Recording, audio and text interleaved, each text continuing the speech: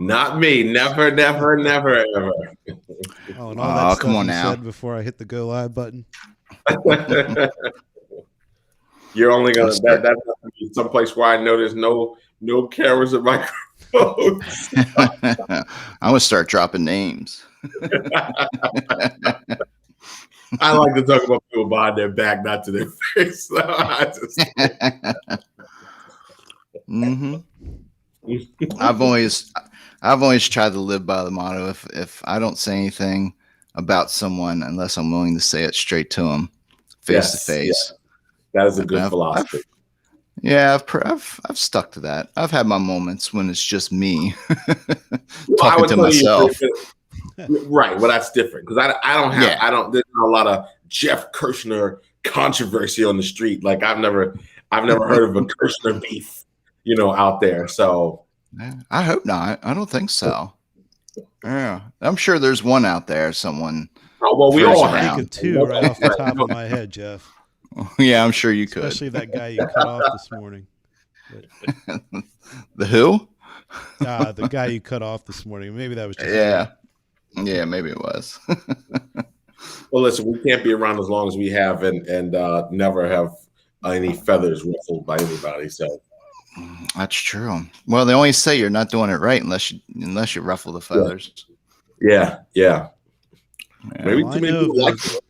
I got to be more controversial. Maybe that's the ticket. I was going to say, of the three people on this call, I know I'm the least controversial and have the least. Oh yeah, for sure. Yeah. I wouldn't. You think? I wouldn't bet any money on that one. Alex has only gotten us exiled from digital dealer for years. Never gotten us a cease and desist letter. Yeah, several cease and desist. A few. What would you say? Threatened to take us to court. I love it. I know in the early years, it was almost a monthly letter in the mail I was receiving. We're turning into wusses in our old age, Chef. Is that what it is? It's been a while. Yeah. I just don't have the energy to fight people over stupid shit anymore. That's definitely age, right? That's wisdom. Oh yeah. It's both. And kids. Yeah, that's true. That is true. All right, 3 seconds, guys. All right.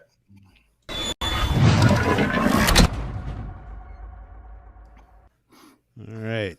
Now they see us. The one and only. Yeah.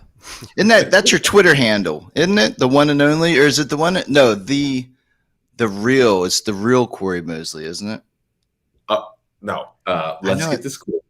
I'm Cory Mosley everywhere. On Instagram, I am official Cory Mosley. That's what it is, official. Not because I want to be important, but because there's like a 36-year-old blonde white woman named Cory Mosley by marriage who got Cory Mosley first. That would definitely be confusing for me. So I've go looking for her and go to look at her Instagram. They're like, oh, wait a second.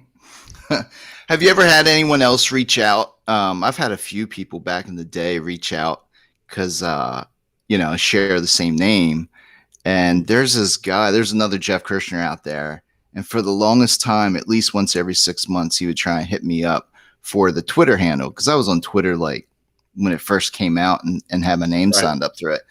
And this guy would reach out to me all the time, man. Yeah, you're not using it. You're not even using it.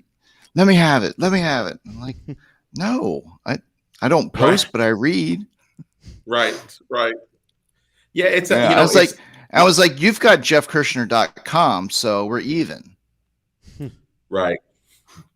I think it's one of those things that you really just most people didn't pay attention to it until it was like too late. But I mean, I remember the first time learning that someone else that like there was another Cory Mosley in Earth. Like I thought there was no other Cory Mosley on Earth. So it wasn't until like LinkedIn, and then I really found out I literally have another Cory Mosley that goes to the same dry cleaner as I do. So wow. Of them being like in another state or country or something, it's like, oh, okay, yeah, I don't wear this, so you must be have the wrong. Was it a dress? They all spell Cory the right way though, Corey, right? Yeah, that's the incorrect way. So you don't want my mother calling in right now, right? So yeah. We had we had so many typos on your name yesterday. We had to pull back all that stuff. No, you had so many typos. No, you had one too, Jeff. For actually paying attention. So I want to meet your mother someday, Cory. She seems like a trip. You did. You met my mother. That's right, I did. My mother was there at the 2019 event. Yes. Yeah, you did. I did. I put her right to work. No free lunches. She likes that. Car note paid. She's got to show up and work there. She's got to work there. That's right. I knew I met her. Yeah, that's funny. Well, it's Steve busting your balls already. Yeah. I listen. That guy has a. Well, I don't know what happened to it. Steve Stoney has a pillow of me. Conspired with my wife to get a pillow of me made and sent to his house. So. Only in the car business. And he would have you. Last time he was on, that thing's amazing. He'd have you. It was every Sunday. He'd take a picture of you posing. Saturdays with Cory, yeah. It was also humping me apparently. So, just a likable guy, man. Everyone likes to laugh with you, not at you. Yeah, for sure. For sure. So you've got this conference coming up. You reached out to me, and I said, "Hey, let's put something together real quick." And so you're here today. But will this be your 15th one? Yeah, well, 15 years. We've done probably. Yeah, we've probably done 38 years because. Back in the day, right now we're old. Like you never thought you would say that. Like we've been around so long in the business, but back in the day we would do 6, 7, 8, 9, 10. Sometimes one year we did 12. So, but for 15 years, basically in 05 or so, we started these. So kind of before Digital Dealer, the whole thing. But my concept, and there's plenty of people that put on great events. Our concept has just been, a one-day deal. We don't get involved in booths or anything like that. I mean, you've been to them. You've been to several, actually, because I remember you came up to Maryland. And so, our format hasn't changed. Or what I really want to do and what my focus has always been is, have smart people sharing good information with a group of people who want to learn the information. Period, right? So no hoopla, no who's having a great party and who's having this deal. And all that's right, all that's fine. There's a place for all that, but it's really just been that simple focus because like most things with education, we'll fill a 30,000 seat arena to hear a concert, but when you're learning something, you're trying to, it's great if you can get 3,000 or 300 or 30 to do that. So that's just how we're wired. But yeah, we're bringing it back. I prefer it that way. Yeah. We couldn't do it in 20 for obvious reasons. And the irony was it was probably March 9th, 2020. I was literally at a Starbucks with, because we were going to get an endorsement from the Virginia auto dealers who I've done a lot of work with. I was literally having coffee with the general manager of VAD at the time going, and he's like, hey, yeah, we want to get behind this for 20. We had some scheduling things for 19. We want to get behind this for 20. I'm like, okay, great. We'll have their endorsement. Fantastic. That was the 9th. And then the 16th, 17th, 18th, the whole world, collapsed. So fell apart. Was that Don Hall? So Don Hall's the president. Jason Wilson at the time was the general manager. He's now the president of the Kentucky Auto Dealers Association. So, but yeah, we're sitting at a Starbucks having a flat white and a latte, just collaborating and hey, let's do that. And I'm like, okay, great. We'll have them on board. That will, make everything move faster. And then everything happened. So, but we're back, we're back again. We're going to do it in Topgolf this year. I've got a great, you've got the lineup. I'm sure we'll talk about them, but I've got a great lineup. And, some people, some people some people don't know, but should know. right? That's always been my thing. And I'm actually, despite Jeff's email today about me loving to hear myself talk, I'm actually not presenting. I am just hosting the event. So I'm giving all the time to our expert speakers at the event. Thank you very much. Well, speaking of speakers, who do you have? And maybe we can touch on some of the topics and discussion points. Absolutely. Absolutely. So, and for me, it's always like, have I used the product? That's always been a barometer for me, right? So have I used the product in the dealership? Do they have a track record? Not just a track record. I mean, you know how this industry is, right? There's everybody's product's the greatest thing ever invented, game changer, city. But, do I know the people? Have I worked with their product? Have I seen their product work, particularly in any dealerships that I've ever worked with over time? So I was really happy to kind of curate this great kind of event. So we've got the heavy hitters everybody knows, right? Tim Cox. We've got, Car Now obviously is been doing a lot in the industry and been blowing up pretty fast and continuing to innovate in different ways. And he's always got something interesting to say, if nothing else, to get him to do impressions, because he's great at impressions. But he's going to be bringing some great content as usual. And he's really always trying to push, as far as that's concerned. Now, new to the market, we've got Matt Jones, who is one of the directors at TrueCar. Now, of course, everyone was used to hearing from Cory for a number of years, and who's moved on to another thing. But Matt has got some great information. And frankly, that's one of those things where it's not even about the politics of TrueCar as a company. Here's what they have: data. They have transactional data. They're able to see what is happening in consumer behavior, and that is impactful. So even if you're not out there going, oh my goodness, I can't live without TrueCar in my store, that doesn't matter. What matters is they have the data. It kind of would be like looking at the old Cobalt studies, right? You might go, 800-pound gorilla. I don't, I might not be too excited, but you know what? They had 12 million transactions, right? That they were able to analyze and give us data on. So those are the things that I think are interesting. So Matt Jones from TrueCar, we've got Tim Cox, we've got Troy Spring, Turbo, who's been around in this game with Dealer World for a number of years and has really made a name, as a performance-based agency. So, they're really hyper-focused with their client base and really getting very granular in that. So he's going to have some great information to share. Book author. He's got several books out, and it's just been someone that our industry, highly respects and has great information. And what I love is he rarely does outside events. So I was really excited when we had him on board. So this isn't somebody you get to hear from all over in a lot of instances. So really excited to have him. What all does Dealer World offer? Because I'm probably familiar with them, just maybe not overly familiar.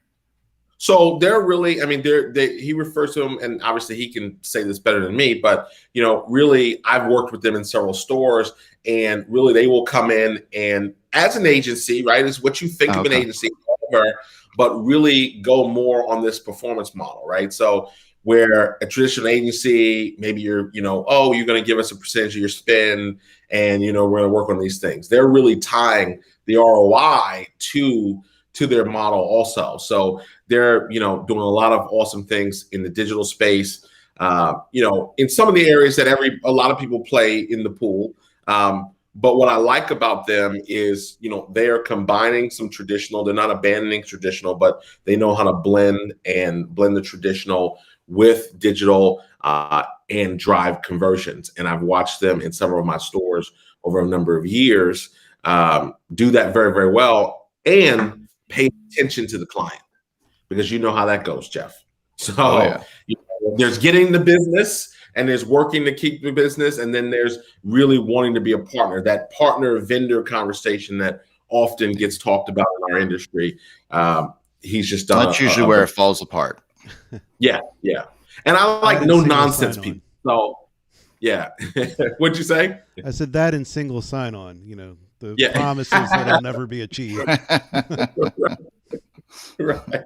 That's what folders are for in your browser, right? So log in for this, log in for that.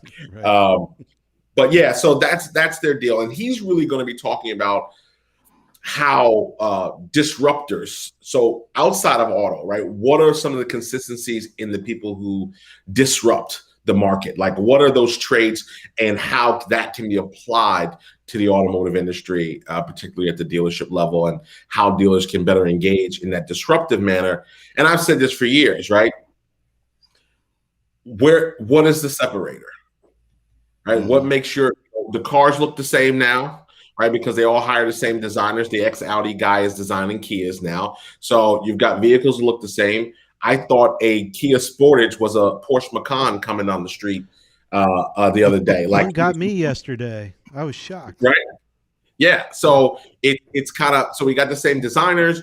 We've got, all the alpha design plans. So everybody's showrooms are going up. They're looking the same. We can make a decent cup of coffee now in the dealership. Hopefully nobody's serving Senka anymore. So these become the equalizers, so to speak. So now what, right? So great, you have this, so do we, now what? You have this, so do we, now what? So it's really looking for those ways to continue to create a differentiation, or you're out, right? Buy sells are up. Why are buy sells up? People are like, I don't want to play anymore, right? This was fun 10 years ago. This was fun 20 years ago. It's not fun anymore. And those other guys are coming in, swooping them up, building their portfolios, while some of the smaller players are getting out because they don't necessarily want to do what it's going to take to play ball in 2021, 2022, and beyond. Outside of the automotive industry, what are some of the disruptors that you're seeing out there that maybe you participate with, and I know you've got your I guess your podcast, but you're also on a morning show that you've got going on. Are you speaking to anyone outside of the automotive industry that is really disrupting maybe their vertical, and what are some things that maybe could be applied to the automotive industry? Does anything come to mind? Yeah, I mean, I think so. Yeah, I lead dual lives for the past several years, right? So, no. but the reality is at my end game is always the same: growth education, right? So, helping somebody learn something that they didn't know yesterday, that they know today, that they can apply to grow their business. If that business happens to be a car dealer, great. If that business has to be a restaurant now, great. If that business has to be a pet store, great. Concept has not changed, right? Now, from that disruptor in, and again, that's a great buzzword that people like to use because it creates immediacy to what you're trying to say, and it's sexier than, grow your business or differentiate yourself, right? Disrupt, right? People love that word. But I think ultimately, there's a couple things. Number one, people who are paying attention to the customer. Because I love those conversations where someone says, hey, Cory, we're thinking about doing, and let's make it about automotive, right? Hey, Cory, we're thinking about doing this in our service department or adding this amenity, or we're going to get iPads for everybody to increase the customer experience. And then when you ask the question, do your customers want iPads in the service lounge? Well, what do you mean? Well, I mean, you have this database of 30,000 customers. You have 100 ROs coming in, 200 ROs coming in a day. You have this turn in your customer. Have you asked your customers if the amenity they want is that? Well, no. True. Oh, okay. Well, maybe we start there. Maybe we get some input from the customer before we go spend $15,000 on iPads and then lament about who's broken them, how they've been stolen, how we're going to control it, right? That good idea that sounded good, but you got to go a little step further. And, a lot of times in auto, we don't go a step further. We take that idea, we run with it, and then we or the OEM hands it down to us, and we're supposed to run with it. That is true. Impulsive. Yeah, that is true. So really paying attention to the customer, but also where is the differentiator factor from? Is there something extra? So one of the things I find very fascinating right now is the social cause that is attached to a lot of businesses, right? So if we look at businesses that are accelerating right now in the general market, if you watch a Shark Tank or whatever, those businesses generally have some kind of tie-in to a story to better connect to the customer. So if you think about if you own a pair of Bombas socks, right? You bought those Bombas socks partially because they're cool socks or they're good socks, but also because you knew socially that they were giving something, a pair of socks to a homeless shelter, right? If you go buy Warby Parker glasses, not only are you obviously buying a lower cost product because they've taken the middleman out, but they're helping someone else with their vision. So I find it interesting, these little connectors where people can feel a little different. And you have car dealers that are doing, that are very socially involved. I don't think they talk about it enough, number one. But on the flip side of that, I've been in meetings where so it's funny because we can talk auto all day. I think as we talk, I think about real scenarios with dealers. Like I think about a meeting I've been in where they were like, you know what? To hell with those kids. We ain't giving them nothing, right? So it's like, hey, the high school needs jerseys. It's like $500. You can put your dealership name on it and support the local community. And I'm looking at the dealers like, I'm not doing that, right? So, and that happens every day. So I think we don't think like that necessarily in auto at scale. I'm not talking about the outliers, right? I'm not talking about the people we hear about every day. I'm not talking about the people that wrote the book. I'm not talking about Sewell, who wrote the book on customer service, or what Brian Benstock's doing or whatever. I'm talking about the other 13,000 car dealers, right? That I follow. Need to look for ways to innovate. Yeah. No, you're right. You're definitely right. And I always find there's so many missed opportunities because, like you said, dealerships, a lot of times, are just not paying attention. But there's so many opportunities out there to really connect with the community, connect with the people in your town and all that good stuff. So, well, we have who else itis. We have who else itis in the car business. And Alex, listen, I'm sure you've being first or being different or story of my life, right? So, I mean, we're talking about a workshop today, right, in 2021. Try this in 2005 when we started, right? Going digital, internet, the wave of the future, how to convert online. Like you were talking about this today, and some of the same issues. And Alex, you can think about this back in retail, right? Jeff, you too, going back to that time frame. We're talking about some of the same issues today. That's probably one of the greatest tragedies is that we're still debating certain things. You cracked me up because you reminded me of something that happened a little while back. But you were saying that when Cobalt used to come up and everyone's like, the big one in the room, and I started thinking, I'm sure our audience knows what Cobalt is, but I'm starting to wonder if that was so long ago and there's so many new people out there. Right. And to put that in perspective, I was on Reddit the other day and I came across this thread where they were defining what old meant. And apparently old means you're over the age of 28. Is that right? On Reddit. So welcome to old age. I guess we're ancient. But I said to somebody the other day, I'm especially in auto, I'm the old young person, right? Because I'm just 40. So, but now you go back to 05, being 25, being 24, 25. You really were young, particularly when now I'm not, and that's not retail. So now I'm at 25 having conversations because my client is 58, 60, right? So you're in there talking about, conversion, and we need a 3-step process we need 60 days of follow-up, 90 days of follow-up, right? And like, what? It's 3 days, buy and die, right? And there's still that belief system. That's the killer, is that belief system is still there, despite kind of beating them over the head with that. But, the point I was trying to come back around to, Cory likes to hear himself talk. So, it's getting back to basics. So no matter what, this industry is always going to repeat and need to focus on the baseline, as you're speaking to. And you think about it for a moment, the practices that we have in the showroom, at least, were defined not by people who sold cars, but people who sold horses. So it's been around for a long time, thousands of years. Right. And, that's probably the core thing in sales. We should always remember, hey, we got to get back to basics over and over and over again. And you know what? There's a right. So the basics though do move, right? The line does move. So I do a presentation. Actually, I'll be doing for Texas dealers next in July. Best practices kill sales growth, right? So sometimes, so the contrarian view is sometimes the focus is on being too simple that you miss those greater opportunities, right? Because in that traditional sales process, a lot of it was singular. So it was, hey, this is how we do. These are the questions we ask. This is that road to sale that we define. Well, the problem is our customers fall into so many different buckets.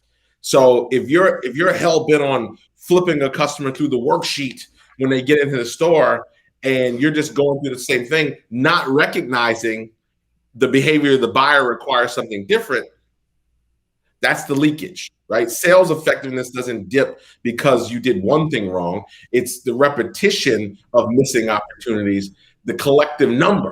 Now you did it wrong 1,000 times. Now you're off 1,000 units for the year. You're 73% sales effective. Manufacturer now wants to talk about pulling your franchise.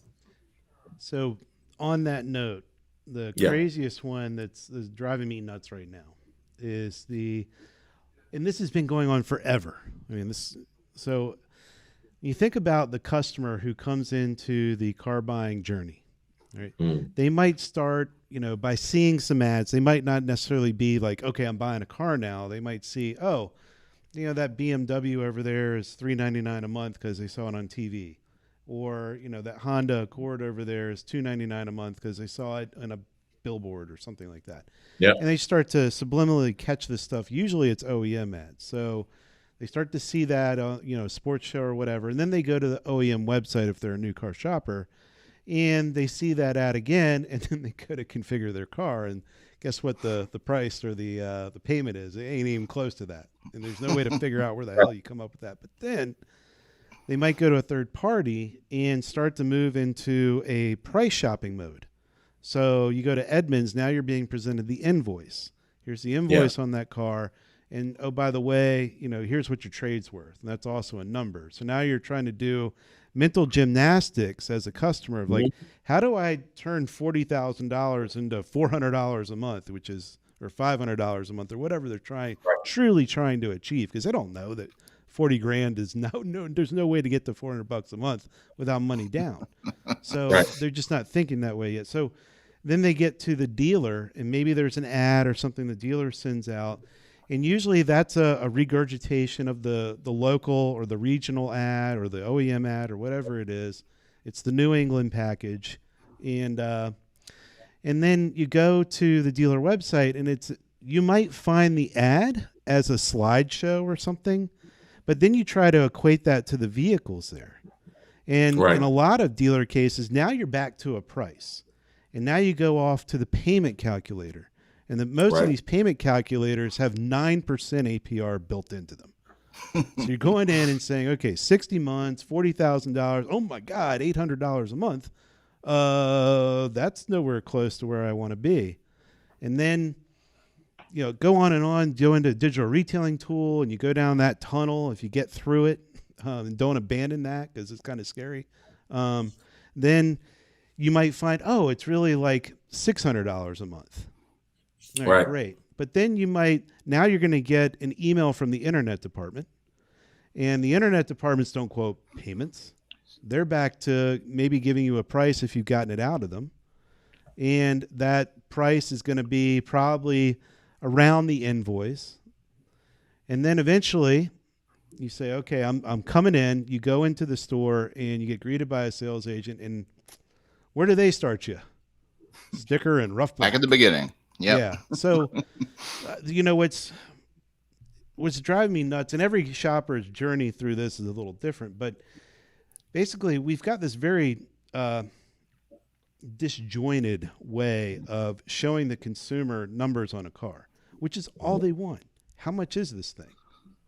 And so, this is something that's driving me nuts, and the dealers that have figured I can tell. Yeah.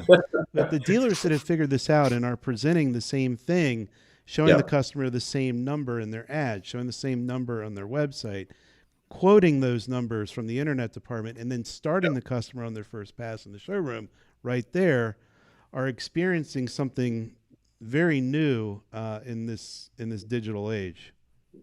Well, I think one of the things that you're hitting on is one of the things that we are going to cover. We've got a great guy, Duran Cage, who's going to be speaking also, and a guy who I've worked with for a number of years, developing him, coming in to really talk about the shift from the BDC to the online experience department, right? So his by title is upgrading the BDC to the online experience department, and what the dynamics, what does that actually mean, right? So great title, then you got to get into the meat. But of course, no one likes boring titles, so we gotta, what's this online experience department, right? We love acronyms, right? BDC. I was going to say, break it down to an acronym. Right. I'm not an internet professional. I'm an ISM. I'm an ID, BM, SM. I'm a BDSM. I'm in all of that, right? So, wow. So, I'm calling you, Cory. I'm calling your mom. So, only you would catch that, right? So most of you didn't know. Everyone's going to a dark place with that one, Jeff. To Alex's point, those are those conversations that are happening, and people try to make that leap. Now, obviously, COVID created this opportunity where everyone's scrambling this, and I'm sure you had a record run through COVID when everyone was saying, digital retailing, we need the tool. Now, that was the equivalent of a crappy restaurant getting online ordering. If you were still a crappy restaurant with crappy food or crappy customer service, all you had now was a Chowhound account to be able to take in people online. So you could stick all the digital retailing tools, like you said, on your website or what have you. But if you still don't get it, or if Earl is that's my walking character to describe old school car person, right? So sorry to any Earls out there who are really on top of things, but it's still coming down to Earl, and Earl is not with the program. And now there's this debate at what do you do with Earl, right? Oh, well, he's a good guy. He sells cars for us, so we don't want to ruffle the feathers too much. Like, these are the same conversations for 15 years that have been I just had place. that conversation yesterday. So like anything, we always call him Biff. Biff. Big, it's Earl's my guy, because I don't know any young people named Earl, right? I don't know a millennial named Earl anymore. I mean, so that's like maybe one of those retired names like Clarence, right? You don't know an 18-year-old Clarence, do you? So yeah, think about that for a minute, right? But those are the types of things, right? So we want to attack that. The other thing, Alex, is now you're dealing with inventory shortages. So you've got people who are like, I don't really need to learn anything. The deal sells themselves. Like, we're back to the old, when I started at Toyota, you walked over and said, Toyota Camry, number one selling car in America. What color do you want, right? You didn't sell anything. So you have people who are talking about that. And that's why I really like what James Klaus from Dealer Teamwork is going to do, because he's talking about how to make money with no new cars, right? So not even dealing with inventory, not even just saying, hey, we're selling everything we got, so we don't need any education. Let's throw a new challenge at James Klaus. So yeah. I got a prediction to make, and that is that, there's a chip shortage, and sure, new cars are not being produced like they once were. However, the manufacturers still need to produce vehicles, so they're not going to produce all the vehicles that have chip issues or chip shortages. They're going to produce other vehicles. In a lot of cases, those aren't the number one sellers like F-150s. So they're still going to get those cars out. They're still going to get their money from the dealer. They might force them on you. So I think what we're going to have by the end of summer is a reversal in an inventory shortage, and we're going to have a glut of vehicles that we don't want. Well, listen, that's what a WEO is for, right? We're going to WEO you that chip. So you're going to take delivery now. You're going to take delivery now of the vehicle, sir. Don't worry that the telematics here on this screen don't work. We're going to WEO you that chip. As soon as that chip comes in, We're gonna put it in just like just like your wheels or just like anything else we put on the car. So we'll just Deferred wheel. payments for 6 months. There we go. Yeah. No deferred payments. Just the wheel. Just the promise we're gonna get it to you as soon as it comes in. Wheels are nothing but trouble. That's the industry. I just bought a new motorcycle, and the quick shifter, so I don't have to do all the work, was out of stock. They made me take delivery. They made me pay for the motorcycle, and they owed me the quick shifter. For real? What'd you get? Yes. Eventually it came in and I got it. It's on the bike. But listen, that's how they'll probably solve that problem. In the meantime, what can we do to because really, I mean, I think everybody here would agree, right? Selling starts once you don't have a direct willing buyer, right? Selling is not the guy coming in, hey Jeff, my C class is up. I've had 10 C classes. Let me get the next one, right? So that's facilitation. That too. Right. That's facilitation, right? And you want to have a good experience, try to make money, take care of the customer. Selling is, dude, I've got 9. I'm looking at the E class. I'm looking at the 5 Series. I'm looking at the Genesis. I'm looking at the whatever. Give me your pitch, right? And now walking that customer down the process. So I think that's what's going to be really interesting when we talk about how you deal with those new car shortages, or if Alex's theory is correct, that shifts what desirability factors we have for vehicles. How do you get somebody excited about that, vehicle that they didn't come in for, or, thought was available, whether downshifting them or upshifting them in that situation. So I think that's where that content is going to be valuable. What'd you say? I said, or we owing them. Yeah, or we owing them. And on that flip side, right, now used cars. We've got auction prices that are soaring. So we've got Danny Zaslavsky. Don't make me say that again. Danny Z, as we call him, which a lot of people know because he is a dealer. And, he was one of those guys battling the what's the company? I always forget. What's the used car? Manheim? No. Why Car Guru? Yes, there you go. Thank you. So he was the guys that took on Car Gurus and their pricing and their whole thing. And really, what I love about their story is it was like, hey, we're having this problem. We're not going to be held hostage. We're gonna go build something ourselves. And he's managing partner of a company called VinQ that is taking on some of these big boys, out there in terms of inventory management. And he's going to be talking about how do you perfect the system of actually deriving most of your used car inventory from the public and not having to rely on a lot of the auctions right now and those increased prices. So that's I'm excited to sit through that one. I want to see, definitely hear some of his ideas. We've had a couple of discussions sort of around that here on Fresh Friday, but no one's really it's they sort of skim over top of it. Here's some good ideas, but I'd love to see a really solid process behind that. Yeah, and I think, and listen, if you were going to have somebody do it, great. Let it be somebody who's buying over 100 cars a month from the public, right, in their own business, and working with technology to perfect that process. So that's what my secret sauce has always been here, right? If you look at that lineup, if you look at Danny, you look at Duran, who's a practitioner in stores every day, and bringing that concept of the things that they're doing to have some record months for the stores that he represents. You look at Troy, you look at Tim Cox, James, and even Matt with TrueCar. It really is this mix where our other model is nobody's on top of each other, right? So there's not 5 guys talking about leads handling. There's not 5 companies talking about SEO, SEM. There's not 5 guys talking about this. So you really can hone in and not worry about somebody saying, hey, everything that guy just said was stupid. We do it completely differently over here. And you're talking about the same topic. So that's the thing that, really excites me always about doing this, is really having people, come out and go, even super smart people. We've got OEMs there. We've had, some of the top GMs. We have people that know what they're doing already, right? Because there's always those two chasms.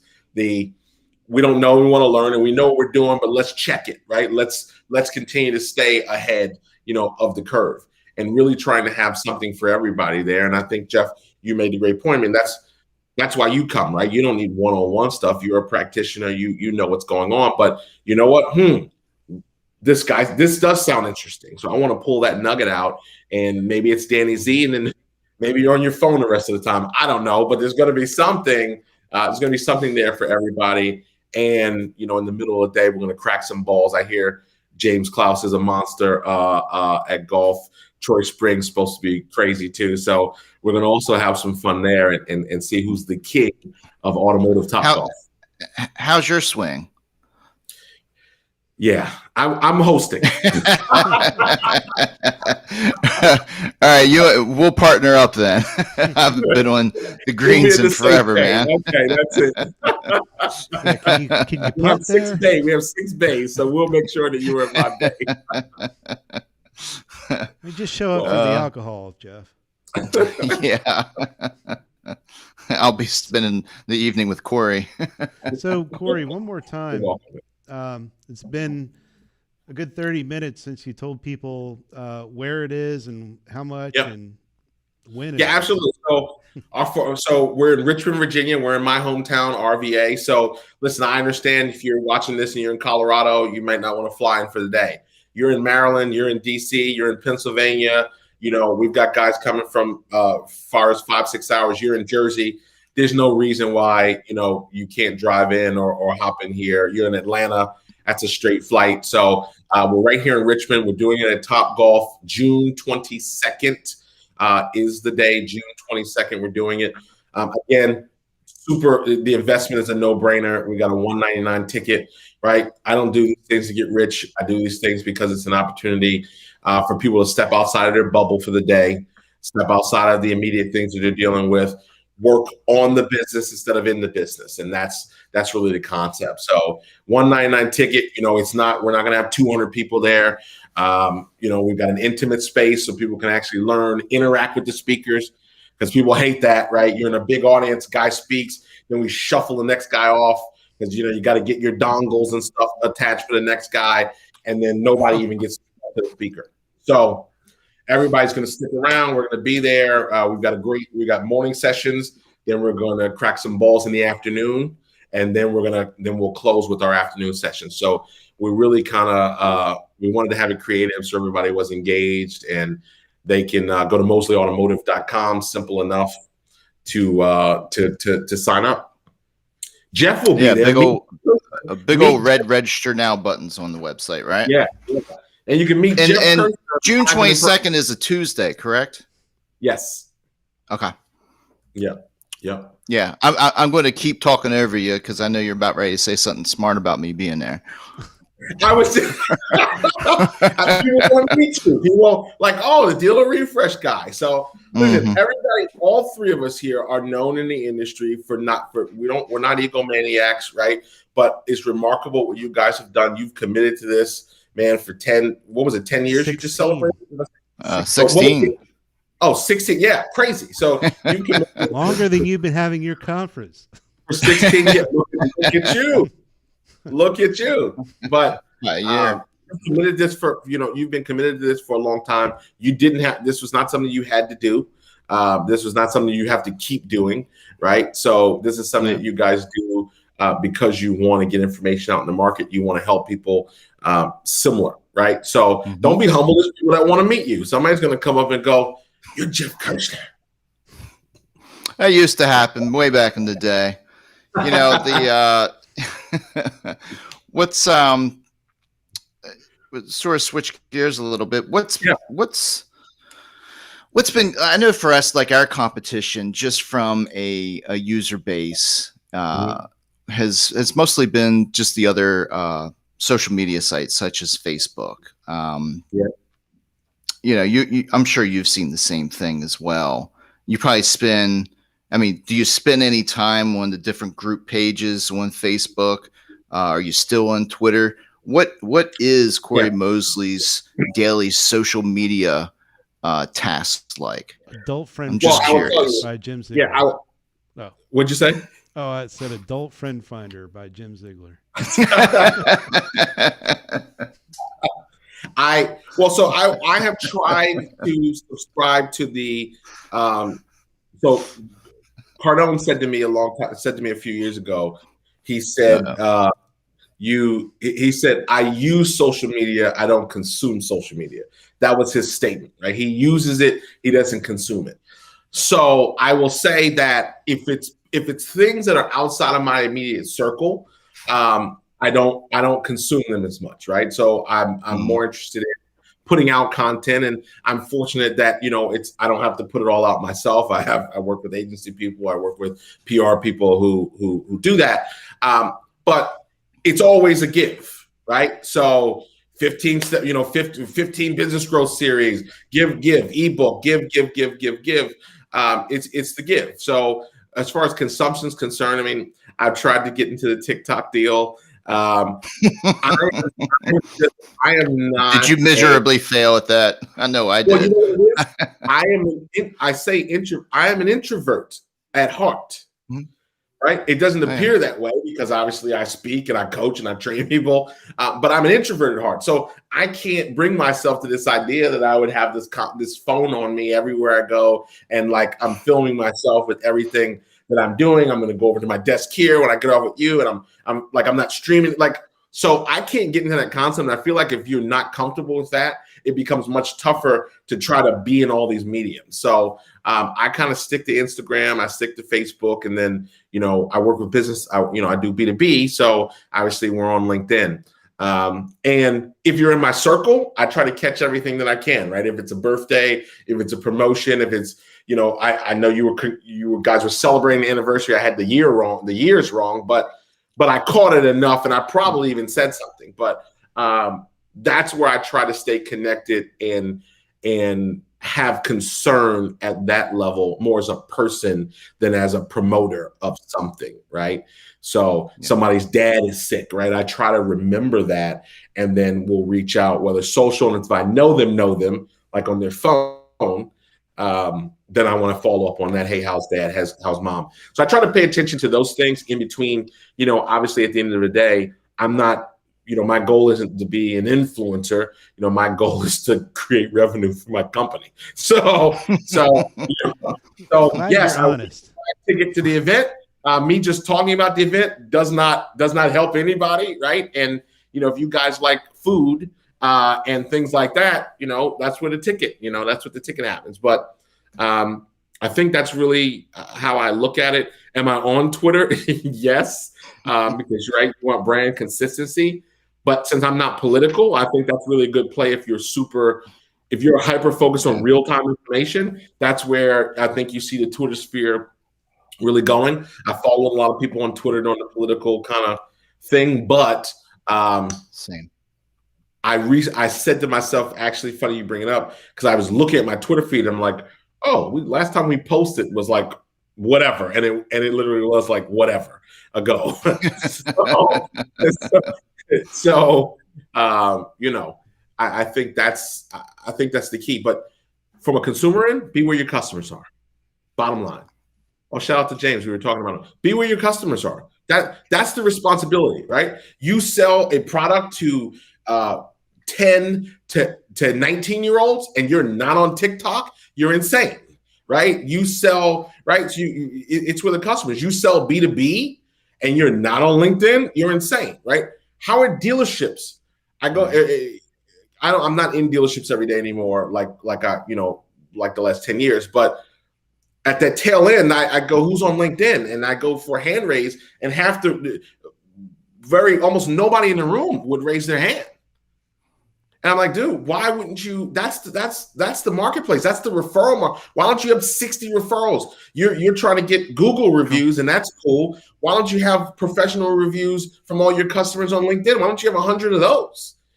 And it's true.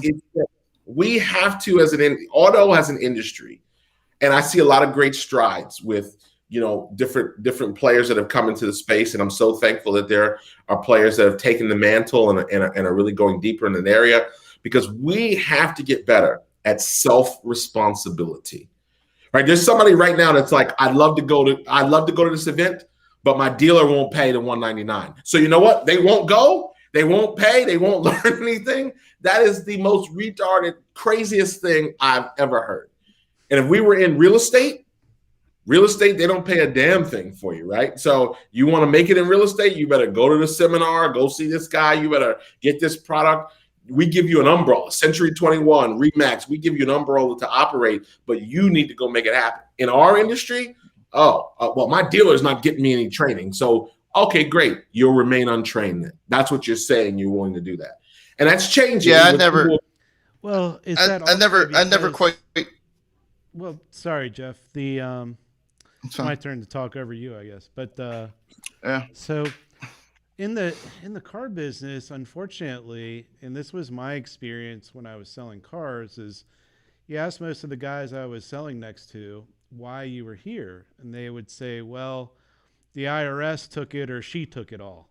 And it was never like, I'm here because I'm going to own a dealership one day, or I'm going to be the GM of this damn place. Fuck that guy. That kind of thing. Mm-hmm. It was always, victim. I'm a victim. I'm waiting for Police Academy. I'm waiting for the Police Academy to call me. I'm on the list of the Post Service. I'm waiting for the mortgage industry to come back. I'm going to go back and do mortgages as I get out again. Like, I mean, that real scenarios, right? And I mean, Alex is right. It wasn't like I got in the car business because I was 18. I liked, you still had demos back then. I liked the idea as demos. I realized I wasn't going to go to school and be a lawyer like I thought I was, because I had a mentor that worked for a law firm that looked burnt out. He was working 100 hours a week. He drove a beat up Mazda, had $200,000 in student loan debt. And I said, this doesn't look like TV, right? So I can't tell you I got into the car business because I was like, oh my God, I've been dying to slang Nissans and Kias and Oldsmobiles all day, right? I'm dating myself, right? Slang Oldsmobiles still around, but that wasn't the reason. It was infinite dollars. I can make my own way, and I had a demo, right? So you couldn't tell me. Dress like a lawyer. Yeah, exactly. I had my, and trust it like a lawyer. Yeah. But you couldn't tell me that I wasn't the man in my Cavalier, in my two-door Cavalier demo with the tweed seats, right? You couldn't tell me that I wasn't it at 18. Leaving the dealership, driving around my demo. Like, I think I had crank windows, but that was the deal, and then it became a career. So that's where I think our industry really, the players that are coming out now, all the personal branding, that whole movement about personal brand, Sean Hayes, all those guys that have been talking a lot about that and have made that kind of a thing for them. That's just a real good thing for our business, for people taking more personal responsibility about how they're handling their business and not waiting around for things to happen and using social media to do that. I think it's super, super important. And we just got to keep the learning going. Get an education on Dealer Refresh. That doesn't cost you a dime. There you go. That is 100%. And listen, there's a lot of there's so much great content on there. I know Jeff was beating me up for my last login date. He had to call that out in the email. I was like, this is the last time you logged in. I went ahead and reset his password for him because I knew damn well he wasn't going to remember it. Thank you, and that's all right. We let it slide. We let it slide. Well, it's not. Hey, real quick, you mentioned earlier that you sort of live a double life, and yes. I swear every time I'm on Facebook, when I do, and your handsome face shows up, you're behind a different camera of a different organization. I can't keep up. Fill me in, like, where are you all the time? Like, what? Who you speaking for? You've got your own podcast. You've got your own business. Is it the Business Insider or something like that? And of course, you got your Business Academy. I don't know how you keep up with it all. Well, listen, it was real simple. Of course, everybody knows, my first home was the auto industry. and obviously building that business, not only working retail, but then moving in to establishing the consultancy. We learned a lot through that growth period, positive, negative, both, right? By the time we kind of finished our full-time efforts, I had spoken everywhere I could speak. I had spoken at NADA. We had worked with dealers all over the country. We had worked with several of the top 25. We had 4 OEMs that we were working with. And the truth of the matter is, I simply looked to my left and looked to my right and said, I think there's more that I could be doing, not only from a car business standpoint, but what are the things that I learned? How can I help other businesses? How can I help other people like me who didn't have a me, right? I didn't have a business coach. I didn't have any of that going through that process, of building Mosley Automotive.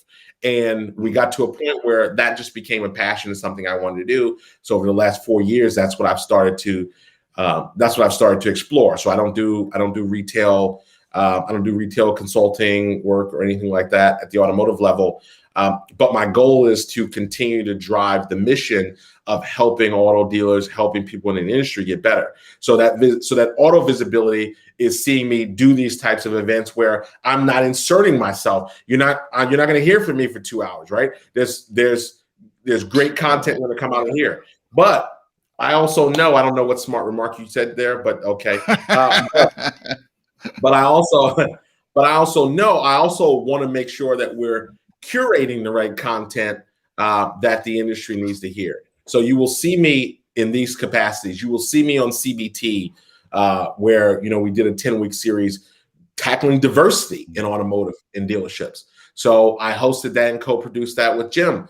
I'm still going to be here from the level of educating people who want to get better, and that's the curve you see, or that's the shift you see. It's now I am just out in the general population, right? As we might say, there's the car business and there's the rest of the world. So now what are the skills that I learned in auto? What are the skills that I learned working with car dealers and manufacturers?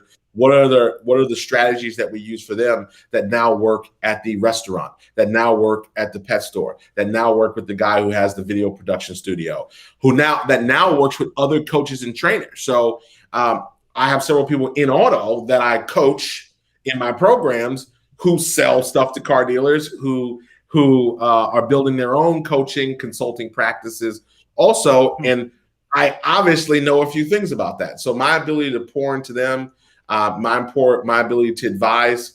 I work with tier 2, tier 3 people coming into the market. So my ability to advise them. So I'm in auto. I'm just in auto a different way. And so that's what you see when you see me, over here or over there. But there's only 2. It's not over here. We've got Cory Mosley, and then we've got the official Cory Mosley. And I'm assuming like all that ties into, are you still doing your Fearless podcast? Yeah. So Okay. Fearless Entrepreneurship Podcast, we did that for 3 years. And then what we learned, because we all have to evolve, right? Alex's product isn't 1.0. It's evolved, right? Since 3 years ago. It does some other things now. So we all evolve. And what we were learning is that I didn't want to be restricted on what we would say, right? Fearless entrepreneurship is kind of a very specific thing. And what business owners were saying is, Cory, I love the content, but I don't always identify I don't even identify as an entrepreneur, because an entrepreneur and a small business owner have actually different definitions, right? And what I often say is the entrepreneur, right? Here's the difference. The entrepreneur, buys a Subway and starts his Subway, and then he realizes that the shopping center could use a pizza place, and then he opens a pizza place, and then he goes, you know what? There's a lot of kids here. They probably would like ice cream. Then he opens an ice cream parlor. So now he's got ice cream, he's got his Subway, and he's got his pizza. Small business owner gets his Subway, runs a Subway for 25 years, feeds his family, takes care of his family. Nothing wrong with that, but it's a different entity. The risk factors are different there. The expansion ideas are different there in that model. So what we're doing with the podcast, we're just retooling that. And it's called Mosley Means Business now. So I can talk about anything I want. I can talk about anything I want in any capacity without it having to be drilled into just entrepreneurs or just that niche. So awesome. But I appreciate you asking about that. You got it, man. You got it. I hate I like once every 18 months. We have to do this good, considering I like hearing myself talking all. Well, if that's you hadn't true. Skipped Hey, last year for your event, you would have. It wouldn't be 18 months. It'd just be 8. yeah. Yeah. Well, I mean, you're not that far from me, and you only said that you're going to invite me down for a good steak dinner, but you never call. Dude, you were at my event. Yeah, but I was talking about, just outside of the industry, outside of the He's looking event. for a romantic evening. He's like, Jeff, I'm going to have you down for steaks and wine one evening. We'll hang out. I think it was probably like. Actually, that's not what we said. We said we were going to go. I think no, you did. It's just that was 13 years ago. You just don't remember. That's not... I remember specifically. We're going to do it. We're going to do it. The wives, we're going to all get together and yeah. See, there you you're go. going to plan it, and I'm going to show up. Yeah. So. Well, speaking of show up, before we let you go. If people want to register, just give us the rundown on that real quick. And of course, we'll have the link over in the forums. And I know you posted something over there on Monday. I've been promoting that as well. You were supposed to send some ads over that you never did. I still invite you to do that. Check your inbox. Thank you very much. June 22nd, online sales workshop. We've got 6 great speakers: Danny Zaslavsky, Duran Cage, Troy Spring, Matt Jones, Tim Cox, and James Klaus. You're not going to want to miss it. June 22nd, mosleyautomotive.com. It's $199, dude. If you spend $199, you come and you tell me this wasn't worth $199, I'll give you your money back. So you heard it. All right. Cory, it's always a pleasure, man. Yeah, I'm so happy. I'm so glad to do this. Thank you so much, guys. Thank you. You got it, man. We'll see you soon. Yep.